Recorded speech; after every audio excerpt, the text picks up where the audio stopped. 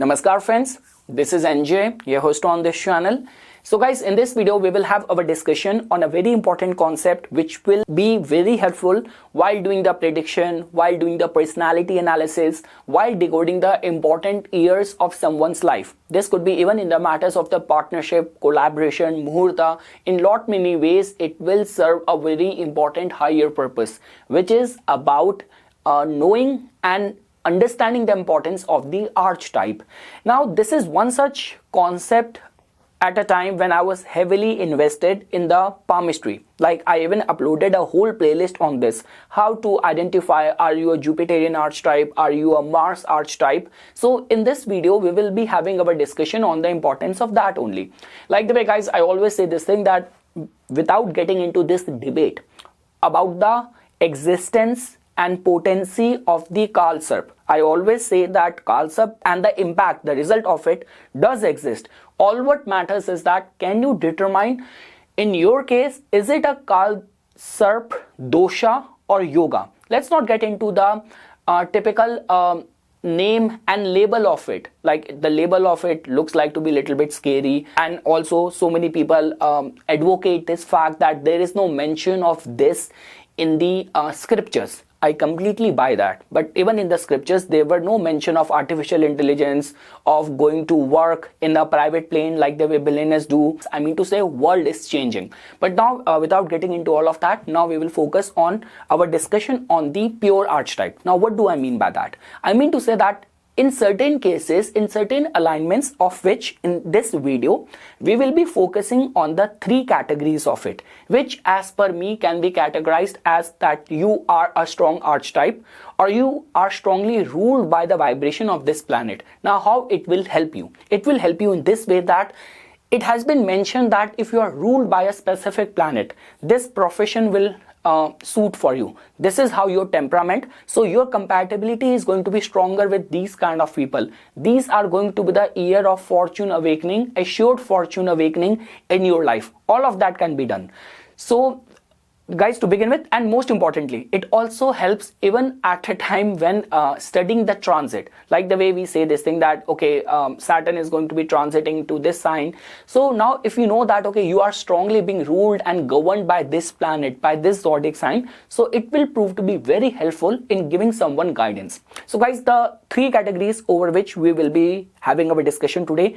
The very first category is if you have your moon placed in the ascendant. Now what is happening with this kind of alignment? Beyond doubt, this is one such kind of combination which can actually make you very emotional, which can also give you very good, very soft looks. It can also add that soft looks to your personality. You could be public's favorite, your mother's favorite. Females and older women might be interested in you. So all these things, it has been seen generally in the research. But the point which I'm saying over here is that if you're going to have moon in your ascendant, the way it has been seen, whenever we are studying the transit, and even in my own personal life, what I have seen is that studying from the ascendant gives results. Studying from the moon sign also gives results. The only difference is that generally studying the transit from the moon is more vital and important for seeing the impact which influences on our emotions, events which are going to be karmic in nature and which are going to be short term in nature. For example, you got fever or suddenly you have a small loss, you have a couple of bad days. Studying it from the moon can give you this insight. But if you want to know about when you will get married, when you will buy your house, when you will start your business, those long-term lifetime event, then we emphasize that you have to study it from the ascendant. Same way, when we talk about the karmic cycle of the Saturn Sadisati, the transit of Rahu and Ketu, we generally emphasize that okay, you have to study it from the moon sign. So as you can see over here that there is a kind of a discrepancy which is coming. A lot many times people say this thing, your seventh house from the ascendant tells about what kind of partner you are destined for, or the kind of partner which will enter your life, but how contented emotionally you are going to be with that person. For that we have to see the seventh house from the moon. So if you will have your moon in the first house in the ascendant, it is a very good combination that somehow a lot of the areas of your life are going to be in harmony with your thought process, with your mindset.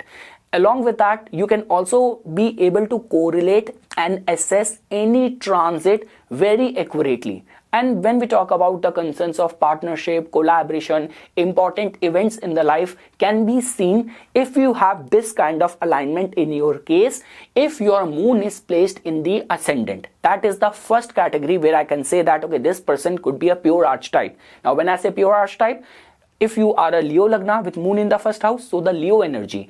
If you are a Virgo Lagna with moon in the first house, this could be the energy of the Virgo, very purely defines you. Now, the second category where we can say that a person could be a pure archetype of a person. So the second category of the pure archetype as per me is that if your ascendant lord is going to be placed in its own sign. Now again guys, do not get confused. If you're a Aries Lagna, as per my inputs, your Mars ascendant lord for a Aries Lagna has to be either in the first house or in the 8th house. For a Aries Lagna, if Mars is going to be placed in the 10th house, that will make you successful. But you cannot still be categorized as a pure Martian, because now Mars is going to be manifesting results with the blended energy of the planet Saturn as well. So for a Taurus Lagna, this could be Venus being placed either in the first house, in the 6th house. If you are a Gemini Lagna, Mercury being in the ascendant or in the 4th house in the Virgo. Or if you're a Cancer Lagna, Moon is placed in the first house. If you are a Leo Lagna, your Sun is placed in the first house. In those kind of categories, we can say that you are a pure archetype. This will definitely help in detecting or predicting important years of your life, your professional concerns, which businesses will suit you, how you will function, perform in any of the partnership related concern, and the important years of your life. Now, for this today's discussion, the third category, which as per me is going to be a pure archetype, is in certain alignments where I have seen that the very first thing is that over here we will be blending the numerology as well. That we know that 1 is ruled by Sun, 2 is ruled by Moon, 3 by Jupiter, 4 Rahu, Uranus, 5 Mercury, 6 Venus, 7 Ketu, people connect Neptune with it, 8 with Saturn, and 9 with the planet Mars. So if you are, your date of birth is like after reducing, if it's a 2-digit number, reducing it to a single digit, if it is, let's say for example, of number 6, so that means you're born on the 6th of any month, 15th of any month, or 24th of any month. First category is getting fulfilled. Then your moon nakshatra is also being ruled by Venus. Your moon nakshatra is either Bharni, Purva Falguni, or Purva Shadha. And the third category is that your ascendant is going to be either Taurus or Libra. So I guess you would have understood that your Moolank, your date of birth vibration is of either being born on 6th, 15th or 24th.